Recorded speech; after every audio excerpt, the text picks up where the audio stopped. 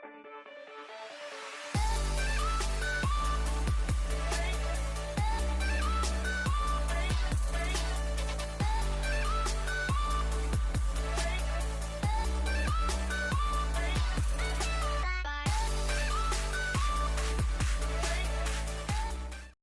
guys! Welcome back to my channel. This is my prom or graduation ball makeup look. Ayan, medyo brown-brown tayo ngayon. So, madali lang to guys. Tamang blending at tamang pagpili lang ng kulay ang kailangan natin para maganda ang ating makeup look. Keep on watching at ako ang bahala sa inyo. Okay guys, so mag-start tayo sa foundation. Ang gagamitin ko is Bilena All Day Liquid Foundation. Murang-mura lang to. This is 195 pesos. Paraben-free, cruelty-free, and this is good for 24 months. Once open, ang aking shade ay Porcelain. So, tingnan natin ang kanyang ganda. Wow, parang mabilis tong mag-set. Nag-set na siya kagad, guys. At mabango siya, ha. In fairness, mabango. So, gagamitin ko lang applicator yung kamay ko. So, kumpara mo dito, tsaka dito. Inatakpan naman, no? Tingnan pa natin. Mag-second layer tayo. Kasi parang wala akong nakikitang difference. So, let's see ang kanyang coverage sa second layer. Okay. So, maganda siya sa second layer. So, kung gusto niyo ng super full coverage, lagay lang kayo ng lagay. Medyo thick yung texture nito, guys. Hindi siya yung parang super nipis na super lightweight. But, lightweight naman yung dating niya sa face. Hindi naman ganong kabigat. Ayan. Ang ganda niya. Satisfied naman ako sa coverage niya. Sa akin, medyo may konti lang naman. Konting pagka-dewy. So, lalagyan ko yan ng powder mamaya. Pero, overall, pwede na nga siya sa akin ng ganito lang, lalo na pag malamig. Kasi medyo gusto kong parang dewy yung dating ng face ko.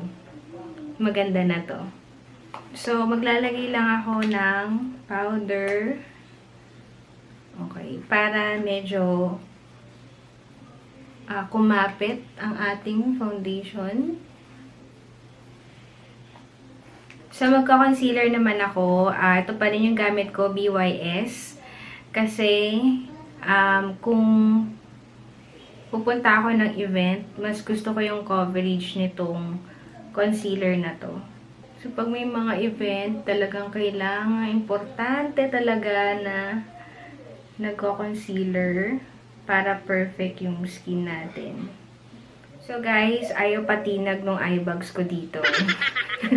Nilagyan ko na yun ng sandamakmak na concealer, pero ayan pa rin siya. So, I'll try na matakpan pa yan ng foundation ng Bilena mamaya. So, gagawin ko muna yung eyeshadow natin. So, ang gagamitin ko is Beauty. So, yan. So, yan yung mga shades niya. Dami. Ang gagamitin kong shade ay, una is yung brown shade. So, mag-start ako dito sa shade na to.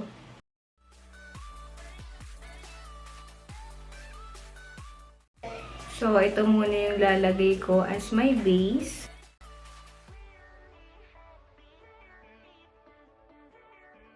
And then, itong shade na to. So, lalagay ko yan sa gilid. Para lang pantay. So, dinadat-dat-dat ko lang yung brush ko. And then, i-blend ko lang siya.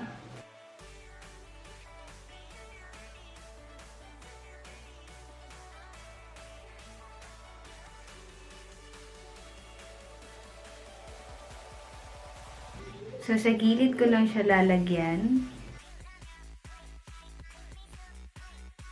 And then, i-blend ko lang siya. Papaloob. So, yung brush na ginagamit ko, guys. So, ito, mura lang to sa Watsons ko lang to nabili. Manipis yung dulo nito. And then, ito naman is pa-round. Okay, ito yung ginagamit ko pang smoky dito. Ayan. Tapos, ito naman yung pang-blend ko sa kanya. Okay. So, lalagyan ko ng itong shade na to para darkan ko pa yung gilid. Ayan. So, lalagyan ko lang guys dito sa gilid.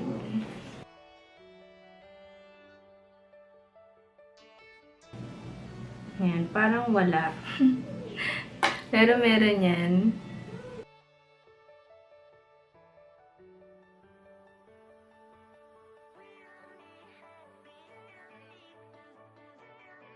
So guys, silinisin ko lang yan.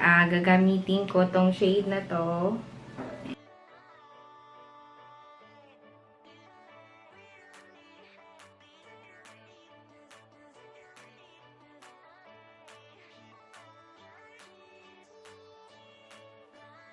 So lalagyan ko ng shade na to, guys. Ito. Gamitin ko na lang yung kamay ko. Dito.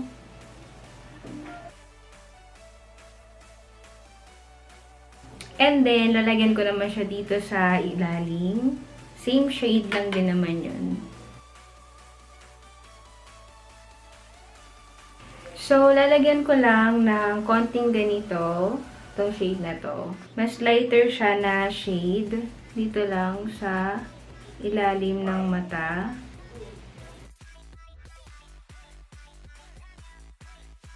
So, mag-wing lang ako ng konti lang. Ayan, ang gagamitin ko is Maybelline New York Line Tatoo. This is liquid eyeliner.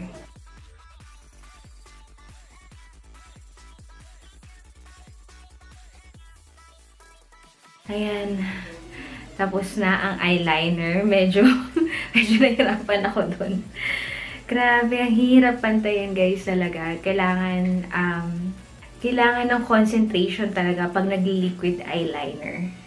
So, lalagyan ko ng eyeliner pa, ng pencil, using Maybelline Line Tatoo. Pero ito yung pencil nila.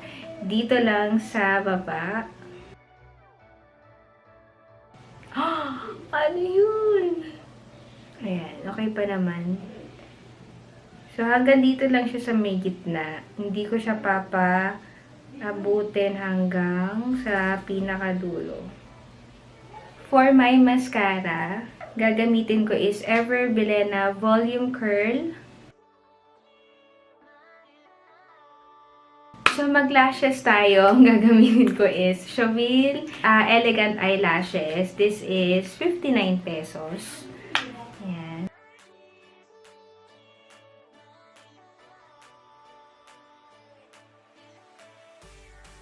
So, mag-contour naman tayo. Ang gagamitin ko is BLK na contour.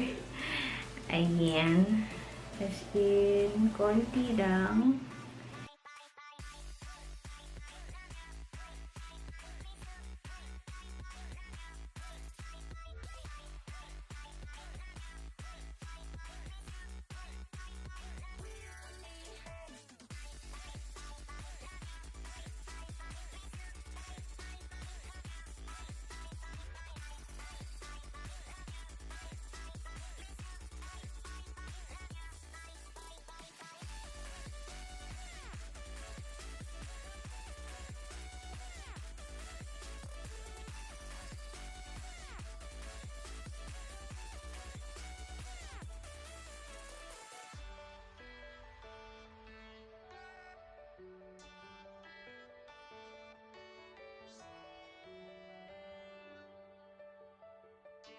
So guys, for my blush on, so I'll use BLK. And this is Flush shade. Ito ang kanyang shade. So first time ko itong gagamitin. Maganda naman siya. May pagka old rose yung kulay niya.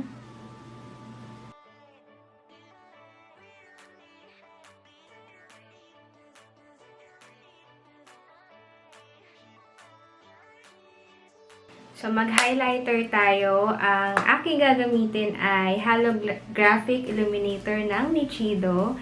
This is also paraben-free. So, lahat ng mga ginagamit kong products ngayon, guys, it's all paraben-free. Ayan.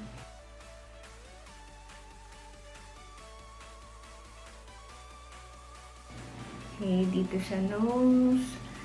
And then, dito. So, maglalagay lang ako dito, guys. Hindi ko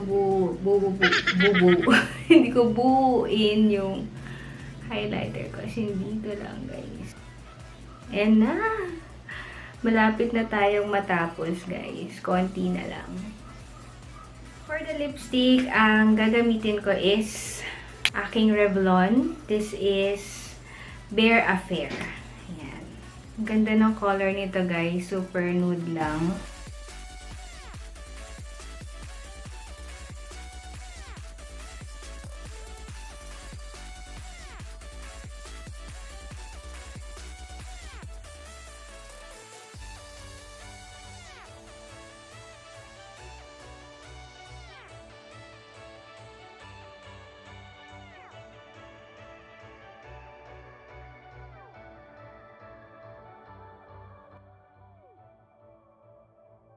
Ito na nga guys, ang finished look natin. I hope nakatulong ako sa mga gustong pumunta sa prom or sa graduation ball or kung may event man kayo. Ayan, super dali lang, step by step na makeup tutorial. Kung hindi ka pa nakaka-subscribe, make sure to subscribe to my channel. At kung nagustuhan mo tong video na to, please don't forget to give this a thumbs up. Thank you again for watching. My name is MsQueenEliz. I'll see you all guys on my next video. Bye, beauties!